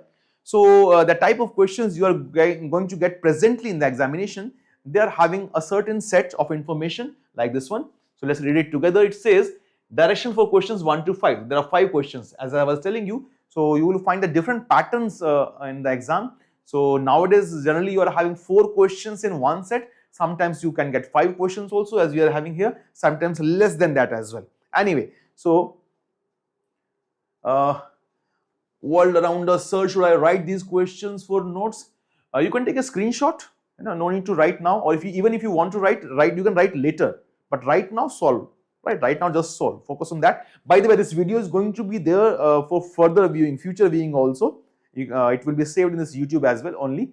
So whatever you wish, you can do that. You can take a screenshot of the questions. If you want to write down, that's also your choice. Okay? But right now, don't waste time in writing down the entire information. Right now, just solve along with me. Okay? So it says now, these questions are based on the following information. What is the information here? In a survey conducted among 200 mobile phone using families, it was found that 140 use Wheat, 120 use Vivo, and 143 use Oppo. Okay, these are some mobile phone brands, and now 95 use both Wheat and Vivo, 85 use both Vivo and Oppo, and 93 use both Wheat and Oppo. 70 families use mobile phones from all the 3 companies. Okay, are you able to recall which topic is this? Which variety of question is this? How you can relate this data? How you can represent this data? This question is based on set theory or Venn diagrams, right? So this information, if we are going to represent it in tabular format, it is going to be confusing. Why? Because we are having 3 varieties of phones here, right? We are having 3 brands, this Wheat, Vivo and Oppo, and we are having various combinations. So there are families which like 2 of them, there are families which like a single one of them, there are families which like all 3 of them, right? To be confusing if we are going to write only in tables. So what we need to do, we need to represent in the form of Venn diagram. Now how to draw that Venn diagram? Let's see. So these are some of the familiar type of questions which you find repeatedly. So that's what I said in the beginning, that some topics we try to identify based on the questions that have been coming in the previous CATs. Like linear arrangement and so on. We discussed few names earlier. So same way, this set theory or this Venn diagram is also one such category, right? So how to represent this data? By the way, there would be 5 questions based on that information, but let's draw the diagram together first and then we shall see the questions, right? So in a survey conducted among 200 mobile phone using families, so basically total 200 mobile phone using families are there, right? A survey has been conducted on 200 mobile phone using families. Now it was found that 140 use Wheat. We have seen there are 3 brands. So let me draw 3 circles for them. So let's say this circle represents the families which use the brand Wheat. Okay. The another circle, it represents the number of families which uses this brand Vivo, and the third one maybe here, and this circle represents the families which use the brand Oppo. And let me write that number also, this 143 use Oppo, right? How many are using Vivo? It is 120. And how many are using Wheat? It is 140. Remember that total mobile phone using families were 200. Total families are 200. So this is a universal set basically. This is a universal set, the total families. Now there could be something, they are all mobile phone using families. So Let's see what happens now. So till this point, I hope it is okay. Right, till this point I hope it is okay. Now what is further information? So I have used this information in this diagram that 140 are using wheat and 120 Vivo and 143 Oppo. Yahan tak ki baat ho gayi hai, right? Now let me use yellow. Let me read the next sentence. Now 95 use both wheat and Vivo. Now it does not use the word only wheat and Vivo. So 95 use both wheat and Vivo. So this circle represented the families which are using this brand wheat, right? And this circle represented the families, number of families which are using Vivo. So now we are saying 95 use both of these brands. So both of these brands, that means I'm looking for that region of these two circles which is common to both the circles, right? So you can see that both of these parts, right? Both of these parts are there which belong to both the circle, wheat circle as well as Vivo circle. So basically this 95 is the value which should be the sum of the two numbers here, right? I cannot directly put 95 here only. Why? Because this is the this region represents the families which uses wheat as well as Vivo, but they are not using Oppo, right? And what about this region? This region also represents the families which are using wheat as well as Vivo, but they are also using Oppo. So, but when this statement, if we see, it do not tell about that these 95 users, these 95 families are using Oppo or not. It is not being talked about here, right? So that's what I said. It doesn't say that 95 families use only both wheat and Vivo. It doesn't say like that. It doesn't say like that 95 use both wheat and Vivo but not Oppo. It is not mentioned here like that. That's why we should put this number outside, because it is going to be the sum of these two numbers, these two values here, whatever they be. I don't know right now. So, but both of these families are using wheat as well as Vivo, which is represented here. I hope this point is very clear. Let's proceed further now. Same way, 85 use both Vivo and Oppo. So Vivo and Oppo, their common part. That means these two regions, that total sum comes out to be 85. Right? And same way, proceeding further now, 93 use both wheat and Oppo. So wheat and Oppo for these two circles, that means these two common regions, their sum is given to be 93. Here it is 93. Is that fine? Okay, now 70 families use mobile phones from all three companies. Certainly this is a common region to all the three circles. So there are 70 families which uses mobile phones from all these three companies. This is certainly 70. Is it okay till this point? Please confirm in the comments. Is it okay till this point? So that is the very first thing you should understand, how to draw a Venn diagram, how to fill the values in the Venn diagram using the given statements. Using the given statements.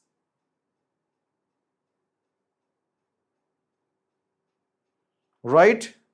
Okay, let's proceed further now. I hope all of you can see that now it is not very difficult. We can further put certain numbers in many of the other regions, isn't it? Yes. How we can put the numbers? See, we had already discussed that sum of these two values is 95, isn't it? Now this is given 70. So can you tell me this value, please? In the comments, please tell me what is going to be this value here. Sum of these two values is 95, right? So what is this value? Isn't it 25? Hai na? Right, this is 25. Okay, proceed further fast. Sum of these two was 85, so this is already 70. So what about this value? It is 15, right? 85 minus 70, this is 15. Or what should I add to 70 to make it 85? It is 15. Now going this side, sum of these two numbers was 93. It is already 70. So how much value, what number should come here? At this place, it is certainly 23. Is it okay? Yes. Alright? Okay. Any other numbers can we fill? Yes, why not? Let's see for this entire circle. For this entire circle, the total sum was 120. Right? The total sum of the four numbers in the circle, this is number 1, number 2, number 3 and number 4. Sum of all these four values was 120. We have already written three numbers here, right? So 25 plus 15 is 40, 40 plus 70, 110. Please tell me what number should I put it here so that the sum of numbers within this circle comes out to be 120. What value will be here? Excellent. Nandini is the first one. Ayushi, wonderful. Hemang, excellent, excellent. This is going to be 10, isn't it? Okay, same way. Let's add up these values. The sum should have been 143. So this is 70 and 15 and 23. How much it is? Let me subtract 23. 120 is remaining. 120 में से 70 निकालते हैं. 50 गया, 50 में 15 गया. So how much is this is remaining? Please tell me this value.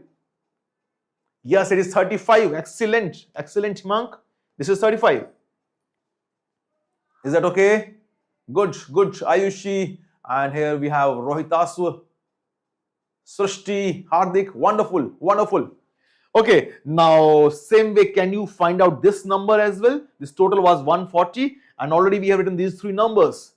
So 70 plus 25 and 23, 7 to 9, 9 to 11, so 118 it is, right? This is 118, so this remaining is, yes, it is 22. Excellent, excellent, excellent, well done, well done. Aryan is asking how 10. Bhai Sahab, can you add these numbers? We know that some of the numbers within this circle is going to be 120. We already had these three values. Just add them up and subtract from 120, isn't it, Aryan? Okay, okay. Now, can you tell me what is the sum of all these numbers within these three circles? Out of these 200 families, there could be some families now which are not using any of these three brands, right? So we need to check out what is the total sum of all the numbers within these three circles, right? So this is 140 already, 140, 140 and 10, 150, 150 and 50, that makes it 200. It's complete 200, all right? It's complete 200. Yes, exactly. It's complete 200. That means there is no such family which use any other brand mobile. All 200 families are mobile phone using families, right? They are certainly using mobile phone family. They are using mobile phones, but are all the families using only these three brands? That was not clearly ensured there. That's why it was required to be checked whether all the 200 families have been listed here only, or are there some families which are using some other brands other than these three. But right now we have checked this sum. So sum of all these numbers here, you can check once again. This is 140, right? This total is 140. 140 plus 10 is 150, and this further 50, that makes it total 200. So certainly there are no other families there are no families out of these 200 which are not using any of these three brands. Everyone is using one of the three brands for sure, right? Now we are in position to answer the questions, right? Let's proceed now. Let's proceed now to the first question. Here it is. So how many families use mobile phones of only Oppo? It's talking about only Oppo. Now let's get back to the diagram there. Only Oppo. Can you identify from this diagram how many families are there which belong to only Oppo? Excellent. It is 35, right? This was a circle for Oppo, and this 35 are the families which are using only Oppo, because other three are the combinations of more than one brand other than Oppo as well, right? So 35 is the answer for this easy question. All right. So for question 1, answer is option B. Fine. Moving to the next question. How was this question? Isn't it easy? It's very easy question, right? So provided you draw the diagram carefully, you write all the information properly, this is a very easy variety of questions, and that is true for actually all the topics, all the varieties in LRDI. But problem is that due to so-called unnecessary pressures, students are not able to draw the diagrams properly, not able to put the values properly, not able to read the questions properly. That's why it is very important. Always read the question very, very carefully. Read very, very carefully what is given, what is being asked, right? That is a common thing across all the three sections. Okay, moving to the next question now. Moving to the second question of this set. How many families use mobile phones of both Wheat and Vivo but not Oppo? Read carefully again, right? Read carefully. We are looking for the families which use mobile phones of both Wheat and Vivo but not Oppo, right? Wheat and Vivo but not Oppo. Let's go back to the diagram. Wheat and Vivo but not Oppo. Here is the diagram. I am looking for Wheat and Vivo but not Oppo. Answer. Yes, it is 25. Wonderful. We are looking for Wheat and Vivo. Wheat and Vivo, the total thana 95, but not Oppo. Oppo has been discarded. So it is only this 25. Wonderful, wonderful. So answer to the second question is 25. Is that fine? Okay, moving to the third question. Now here's the third one. How many families use mobile phones of exactly one company? Now it is not mentioning which company, but it says exactly one of the companies, right? We are having three companies, so we are to look at how many families are there which are using mobile phones of exactly one of the companies. Let's check now. Let's check the diagram. Exactly one company. Tell me, how will you find that? What we need to do? Yes, Himang, that's perfectly fine. Good. Ayushi, Ayush, Srishti, Hardik, Dynamic, wonderful, wonderful show here. Dynamic show, wonderful show. Vedika, Medha, Kanan, it's not Kanan, it's Karuna, sorry. Esha, excellent. The 67 is perfectly fine. We just need to add these three values, isn't it? So 35 plus 22 is 57 and 10, that makes it 67. Yes, exactly, Himang. So 67 is certainly the right answer for this third question. Okay, there are two more questions to go in this set. This is the fourth one. How many families use neither wheat nor oppo? That means ना तो wheat use करे ना oppo use करे. Neither wheat nor oppo, neither wheat nor oppo. दोनों में से कुछ भी नहीं होना चाहिए, right? तो wheat और oppo हटाना है. So neither wheat nor oppo. So wheat and oppo is to be discarded. What is the answer? Excellent. Arey, ye to Himank and Ayushi is, there's a great competition going on between at least these two persons. I'm seeing the repeatedly same names at the first two slots. Excellent. Ayushi, Karuna, wonderful. Srishti, Esha, more with me, Medha, Meenal, wonderful, wonderful. So when I'm saying neither wheat nor oppo, that means we need to remove the circles of wheat and oppo both, right? Ye sab hata dena hai. So what is remaining? Only these 10 persons, right? So certainly the answer to this fourth question here is option D, that is 10. Coming to the last question of this set, it says, how many families use neither wheat nor oppo? Use neither wheat nor oppo. Isn't it the similar question? Neither wheat nor oppo. Alright, it's the same question, huh? How many families use neither wheat nor oppo?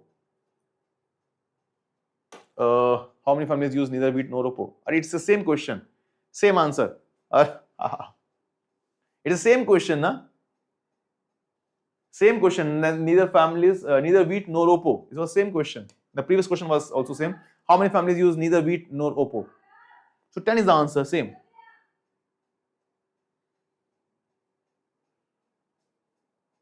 Vedant is saying there are other families also which are using none of the three. How many families use neither wheat nor oppo? How many families use neither wheat nor oppo? So we are talking about these 200 families only, na Vedant. We are using the same. We are answering from the same families. We are talking about the surveyed families. So question is about among the surveyed families only, right? Certainly we are not going to use the families other than the surveyed ones. Vedant, do you agree with that? Yes or no? So I think that there must have been some change. Yes, it is same question, the same answer. So Vedant is putting a nice point here. It could have been understood. So by the way, this is not in the right context here. So Vedant is saying there could be other families also which are not using wheat or oppo. That's perfectly fine. That's perfectly fine. But we are talking only among the surveyed ones. That is assumed. That is not required to be written here, right? है ना? Otherwise, so how will you answer that? Fine. Anyway, so that was the same question. So I hope all of you have got the idea of what kind of questions are there in this section, in this variety of topic, and how to solve them. ठीक है ना? Any doubt in this part? Life is a race kind of comment section. Good. Our world is our set. Certainly. So when we are talking about a set theory question like that, so we have to answer from within that set only. So that's why so the point put forward by Vedant is discarded here, but that was a good point. Okay, ready for the another set? Do we have time? I think at least we can see what is the next set. I think we have one more here. Yes, here it is. Here it is. There's one more set now. There are 4 questions. These questions are based on the following information. Each of the 5 people named Aman, David, Madan, Naman and Yuva is the owner of a field in a different city among A through E. Each of them planted different kinds of plants such as rice, sugarcane, wheats, beans and carrots. The following is known about them. See, we are just discussing the varieties of question right now. You are going to solve a lot of questions in your preparation. So point is that what different kind of sets are there, right? So this is another kind of set. The earlier set which we saw, that was a set based on a lot of information regarding the usages of different mobile users, families for 3 particular mobile brands, right? And we depicted that diagram through using circles, which is known as Venn diagram. And the moment we put all the values in the correct places, we were able to answer all the questions very easily, isn't it? And prior to that, we also discussed single questions, which are sort of puzzles, right? Some are of ranking also, who is having a better rank, who is having a less rank. We arrange the heights also, the different persons, right? This person is a taller one, this is a shorter one, like that. So these are different kinds of questions. We also did a puzzle of weighing balance, right? There were bowls which are looking identical, but one of them was heavier. So basically, idea in this section is that there are various kinds of questions and you're going to practice step by step for all the different known varieties which you find in the exam. And beside that, you will be having different modules where you would be touching totally new varieties also, which you may not have seen earlier ever, right? So many of the new varieties you can see in CAT also, the previous year's CAT questions. And beside that, in our iQuanta module, we have specifically created a special module having all the new varieties of questions, the difficult varieties of questions, which really is going to help you all in your preparation for CAT. So this is again a familiar variety of questions. So what is given here? You can see there are 5 people here, their names are given and each of them is a owner of a field in different cities. So they are having a field, right? Or they belong to different cities among A through E. Now each of them planted a different kind of plants, rice, sugarcane, wheat, beans and carrots. So basically this is going to be a tabular arrangement, right? Or it is also known as matrix arrangement. So we need to make a table. We are having 5 persons, they belong to 5 different cities and they have planted 5 different kind of produces in their the plants in their fields, rice, sugarcane and all. Now the following is known about them. So there are some information given in these points and based on that we need to identify that which person belong to which city and which plant they have planted in their particular field, isn't it? And based on that there would be certain questions, isn't it? So I hope you are getting the idea. So any questions so far? Any questions so far? You can answer this question, you can solve this question. You can take a screenshot of that, you can solve it afterwards as well. But before you go for this, I would like to take any questions because these are just sample questions we are discussing. What are the different things you are going to prepare in your LR section, right? For your LR section, what things are you going to prepare? What type of questions can you expect? So we are taking sample of that. So before we go for this set, any questions, any doubts, any queries you might have, you can check up now. So I'm seeing here.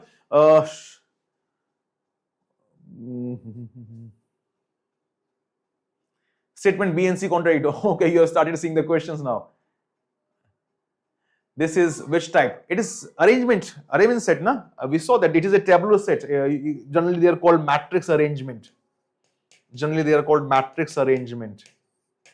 There are different name people give to different kind of questions. Basically, we are going to make a table. I just told about that. We are going to make a table about the 5 persons. They belong to 5 different cities, and they are going to have 5 different kind of plants which they have used in their fields, right? So this is going to be basically 5 by 3 tabular arrangement or matrix arrangement, as it is a popular name nowadays. Okay.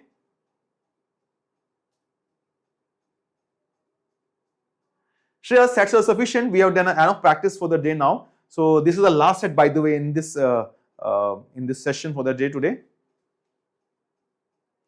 If you want to enroll tomorrow, any discounts? Certainly, you would be getting great discounts. You can refer my name, Aryan, and you can be in contact with our admission team as fast as possible. Fine. Ketan, Kitna, how to know when to use matrix form? How to know क्या बाबा इसको पढ़ के पता लगाना कितना by just reading we got to know that there are 5 persons belonging to 5 different cities and having 5 different kind of crops or plants they are using. So we just need to identify, and how to identify? We are having certain informations which I have not read yet, right? Which I have not read yet. So we need to read the information, and based on that we need to identify, right? Some information would be direct information which we can directly place in that table which we are going to make, and some information would be negative information, or this is not the case, this is not the case, like that we need to identify, right? So from the structure of the question only, from the structure of the storyline, you're going to get that how you should represent the data. Like in the previous case, I told you if I'm going to make a tabular arrangement, it will be difficult because there are combinations of 2 mobile companies, 3 mobile companies, like that, right? But right now there is no mix up of the data because all the 5 persons have different names. All the 5 persons belong to different cities, and all the 5 persons are having a different plant in their fields, right? So there is no mixing of the data. So the tabular arrangement would fine, right? It would work fine. There is no confusion there. I hope it is clear, Kirtana.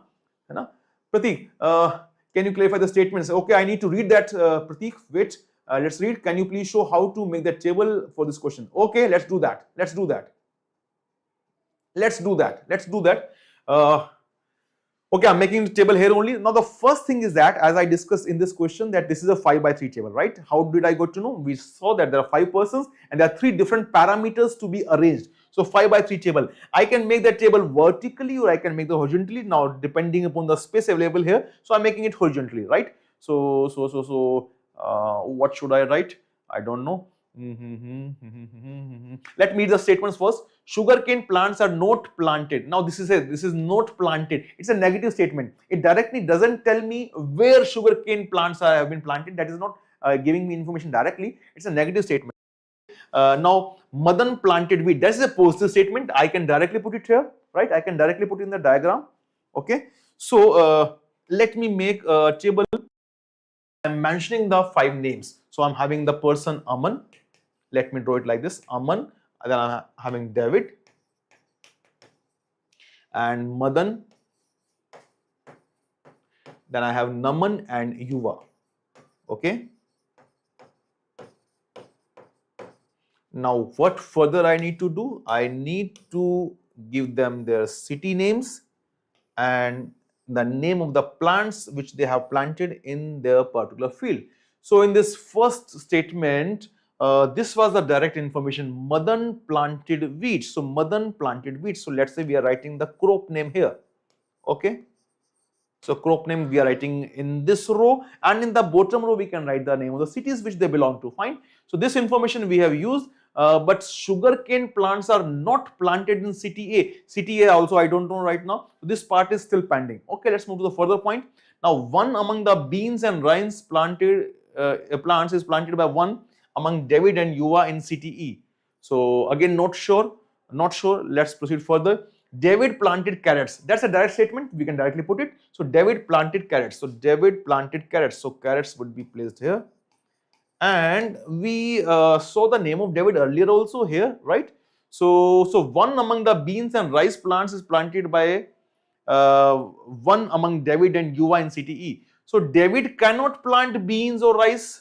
Alright, David is not that one. That means certainly it is Yuva, right? It is certainly Yuva. So Yuva is the one who has planted one of the beans or rice, right? One of the beans or rice. In दोनों में से किसी कोई एक plant किया है. So it is certainly Yuva, and in city E. तो Yuva का city तो मिल गया ना? We certainly got to know the city of Yuva, and this Yuva is a person who has planted either beans or rice, right? But which one I'm not sure. So let me use a different color here. I'm not sure. Let me write this information. This is either beans. This is either beans or rice. I hope it is fine. So this yellow, this blue information is not sure, but I know that it is one of these two, and it is certainly Yuva. So basically, the second statement we have used fully now, right? The second statement we have used fully now. Okay, in the first statement, this first sentence is still remaining, and we were on the third statement now.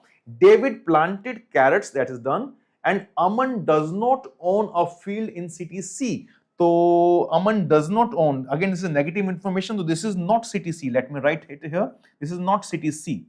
This is not C. So which one it is? I don't know. It could not be E also because E is already there.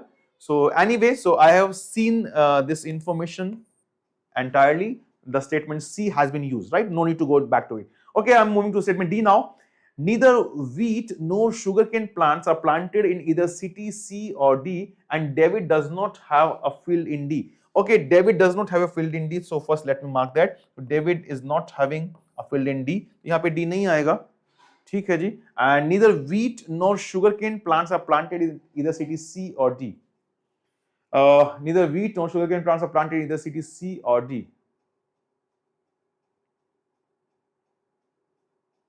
तो ना city सी में city D में wheat भी नहीं आएगा, sugarcane भी नहीं आएगा. That means this wheat which Madan has planted, it could not be city C or could not be city D. This is not city C, this is not city D, also this is not city E because E is already there. So this could be city A or B, right? This could be city A or B.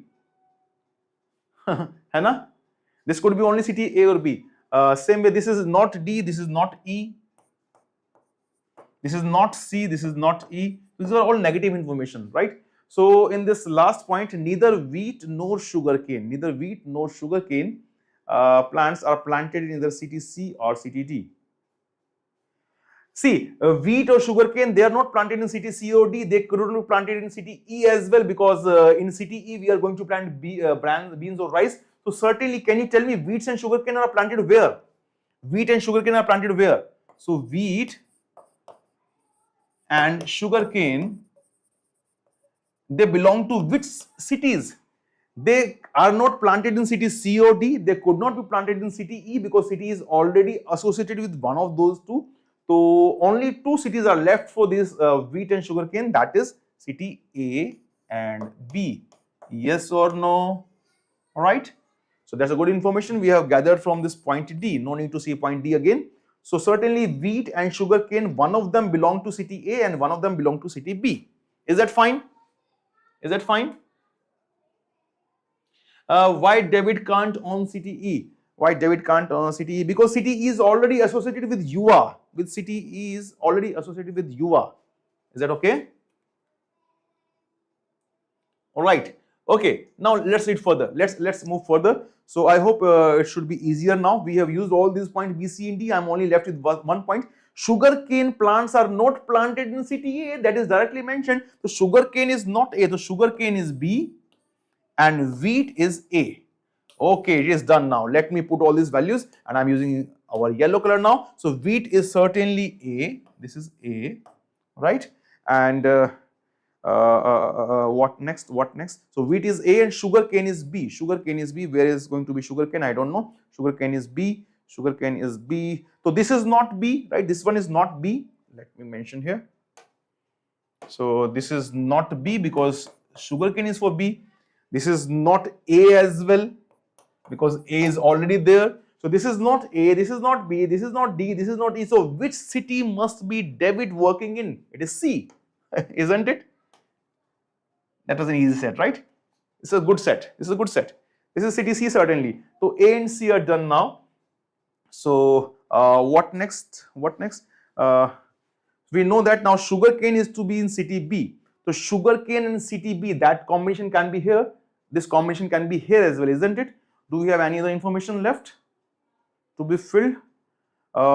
This was the Aman does not own a field in city C, that we have already discarded.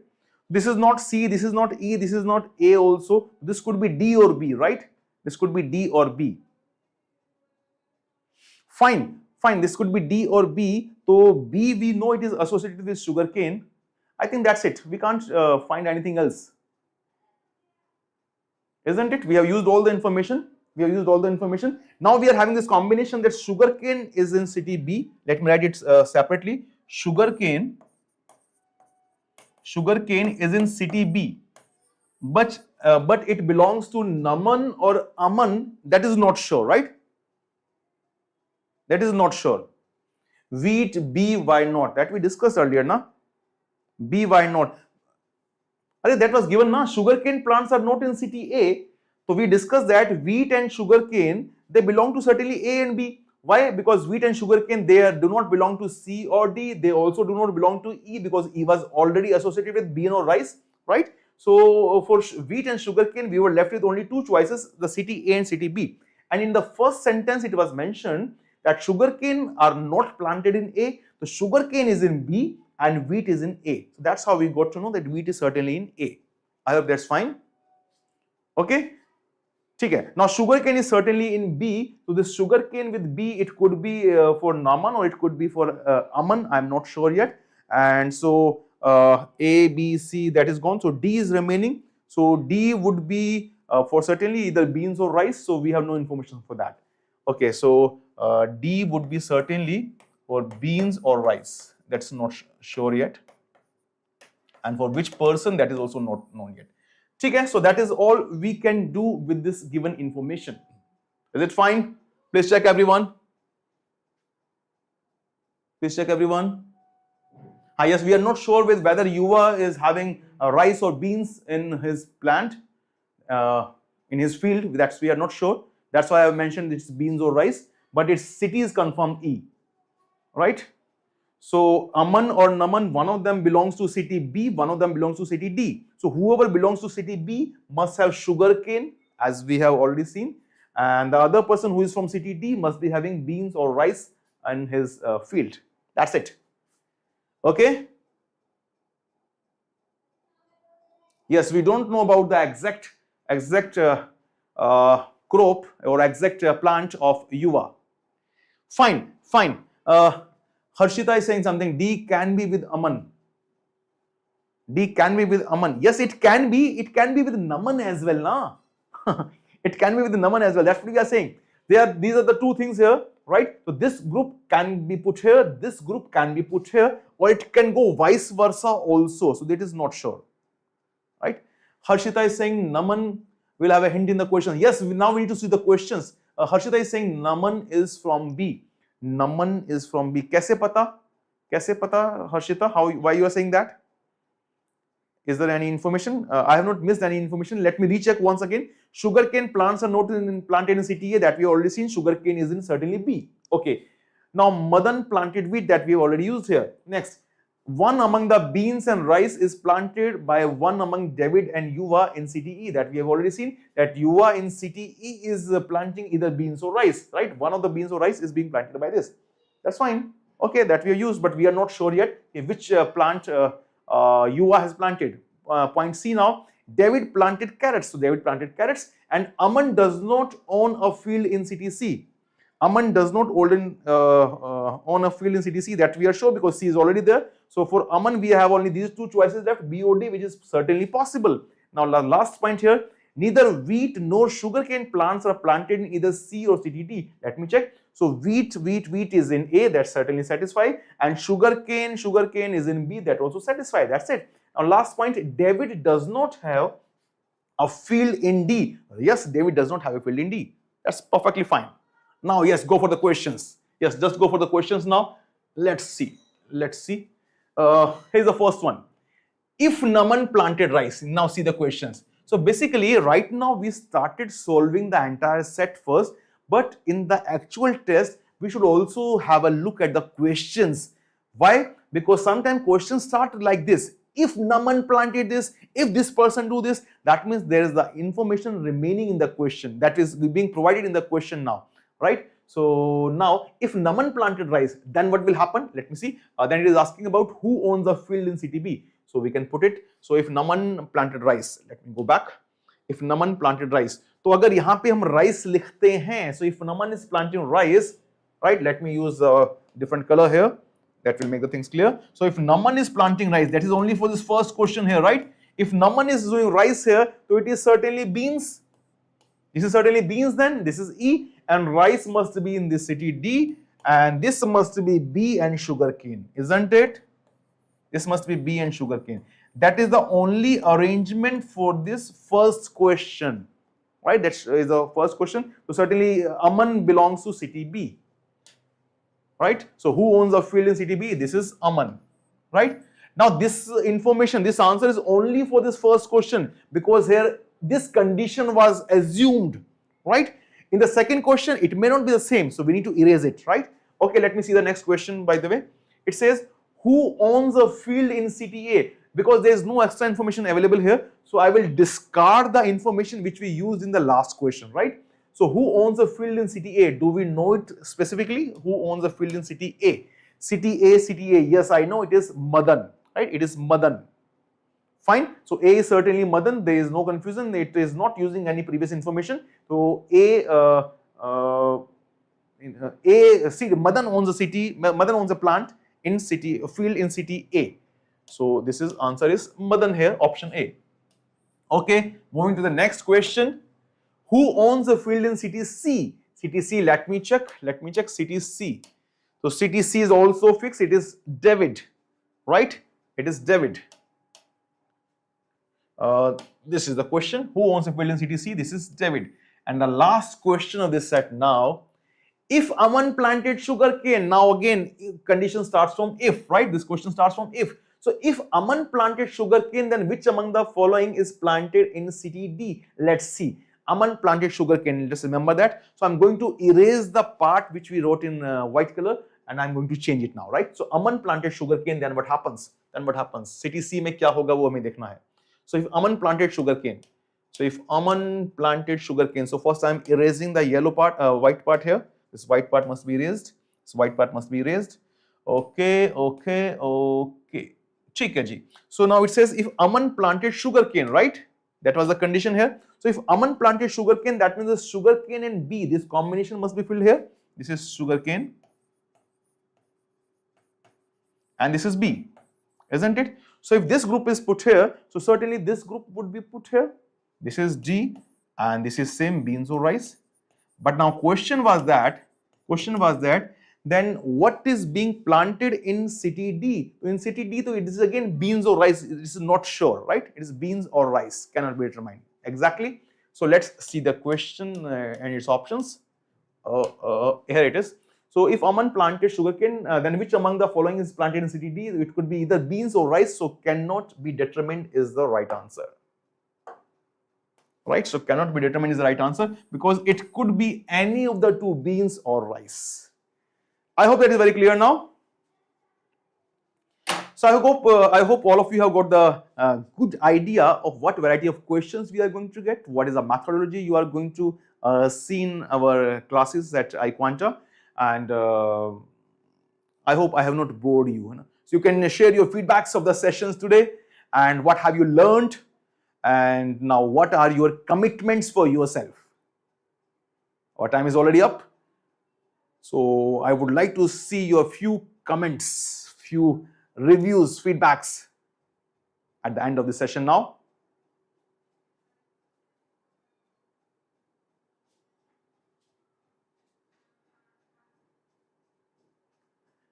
Okay, Himang says amazing, Vedant awesome, great session. See, at the end I would just like to add this part that practice is the main key, right? You can study from any books, you can study from anywhere, you can do anything, but if you are not practicing yourself, no one can help you as much as you only can. You only can help yourself, right? So we all are here to help you out, but it is you. Without your support, without your commitment for your own progress, no one can help you, right? So I wish you all the best, and practice, practice and practice, and we are all here to help you out. Fine? So thank you. Dipankar, feeling little confident now. Good, good. And as I said earlier, so certainly there would be many questions, many topics which take some time to be inside our head, to get inside our brain. So it takes some time. So repetition should always be there. You cannot avoid repetition. Okay, fine. So like once, can you please tell us which topic are all important? Like quants means I don't understand your question, Swaran. Like quants, can you please tell us the topics? I don't understand your question. As I enjoy solving puzzles, that's why I find your idea interesting. Yes, good. That's good thing. Krisha is saying very nice point. You should develop a liking for the puzzles. Then the topic will become easier, right? Questions can be difficult. It's common for everyone. If it is a difficult question, don't do it. I told you that look for the easiest question at the time of examination and just solve them, right? It's not a matter of any ego, right? But you should have a liking, a love for puzzles, right? Then you will not be afraid of anything, right? And whatever questions you are getting, that is common for all the persons in that slot, isn't it? So there's nothing to afraid of. There's nothing to lose, right? You just need to give your best attempt. That's the only requirement. With that note, I shall end this session here. Syllabus of LRDI, we have just discussed that there are various topics that you would be getting. I just gave you a few ideas also, that linear arrangement, circular arrangement, ranking, this matrix arrangement, this Venn diagram, all these different types are there, different kind of puzzles. So we talked about all that, right? So, and we saw few of that different varieties in today's session, and there are certainly a lot more. There are certainly a lot more, and that you would be seeing in the further sessions, right? When the course unfolds next week.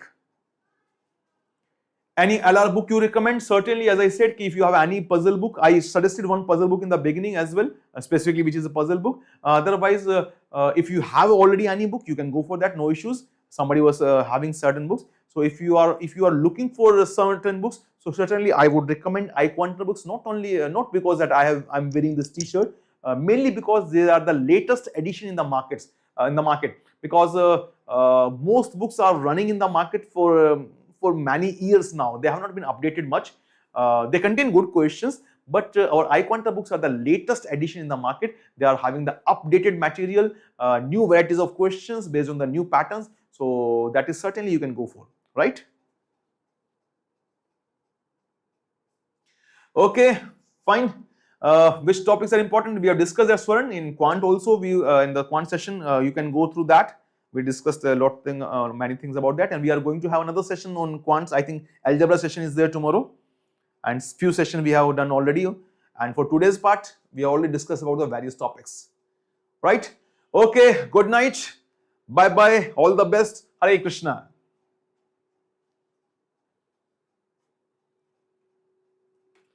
Thank you, Ram Surat, for your wonderful words. Isha, don't worry, sometimes it takes time. I think you can give a reminder message to the team. They will certainly help you out.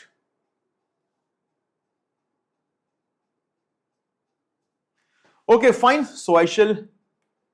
Shreya, thank you, sir. Can you say me your name? Acha, my name was not written here. My name is Kamal Lohia. By the way, my daughter's name is Shreya. Anyway, my name is Kamal Lohia. It was not mentioned anywhere. Oh, sorry for that. Sorry for that.